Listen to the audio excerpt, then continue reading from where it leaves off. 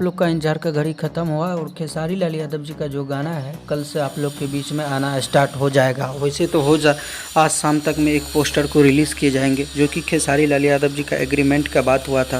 वो एग्रीमेंट ख़त्म हो गया और दोनों में आपस में एक दूसरे को मिल गया। ग्लोबल म्यूजिक के मालिक और खेसारी लाल यादव जी, कल मीटिंग था तो मीटिंग में यही सब बोला गया है कि ग्लोबल म्यूजिक के लिए अब बैक टू बैक गाना आएगा और दूसरे कंपनी के लिए भी कुछ गाना आ सकता है। तो यही था फाइनल अपडेट।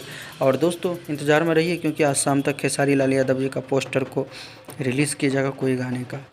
तो बस यही अपडेट था। वीडियो पसंद आती है तो वीडियो को लाइक कर दीजिएगा, चैनल को सब्सक्राइब कर दीजिएगा, क्योंकि इस चैनल पे इसी तरह का अपडेट आप लोग को मिलते रहता है। तो मिलते हैं फिर से नेक्स्ट वीडियो के साथ, तब तक के लिए bye, take care, love you all, धन्यवाद दोस्तों।